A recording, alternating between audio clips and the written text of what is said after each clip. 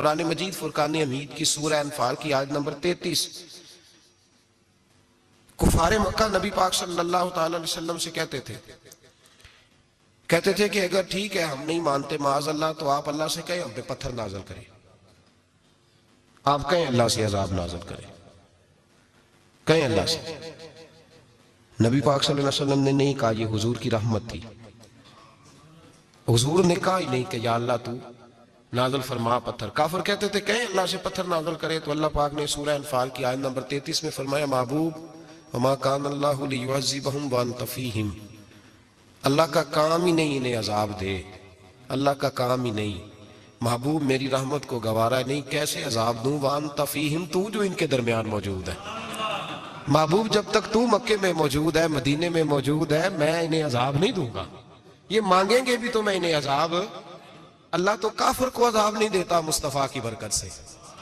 اللہ تو کافر کو۔ بلکہ ایک نکتہ ہمارے مفسرین نے بیان کیا ہے، نبی پاک صلی اللہ علیہ وسلم طائف تشریف لے گئے تو حضور سید عالم صلی اللہ علیہ وسلم نے ان کو تبلیغ کی، انہوں نے جواب میں پتھر مارے، حضور کو لہو لہان کر دیا، حضور واپس تشریف لائے۔ حضرت زید بن حارثہ رضی اللہ تعالیٰ عنہ ساتھ تھے، کہتے ہیں جب واپس آئے تو اللہ پاک نے حضرت جبریل امین کو بھیجا، کہا میرے محبوب سے جا کے پوچھو کہ حبیب اگر تو کہتا ہے نا تو میں ان کو دو پہاڑیوں کے بیچ رکھ کے مسل دیتا ہوں، دو پہاڑیوں کے درمیان رکھ کے پیس دیتا ہوں، تباہ کر دیتا ہوں ساری بستی طائف کی، اگر تو کہتا ہے تو مسل دیتا ہوں ساری بستی، تو اگر کہتا ہے تو۔ حضور نے فرمایا نہیں یا اللہ، چلو یہ نہیں مانتے، ان کی آنے والی نسلیں ہی مان جائیں گی، یہ نہیں۔ اب ہمارے مفسرین نے یہاں ایک جملہ لکھا ہے، ہمارے بزرگ فرماتے ہیں جو رب کافر کو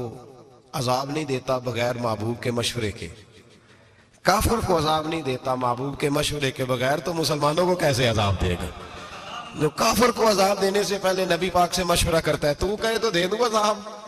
کافر کو عذاب نہیں دے رہا، پہلے مصطفیٰ سے پوچھتا ہے حبیب تو اگر کہے تو دوں عذاب،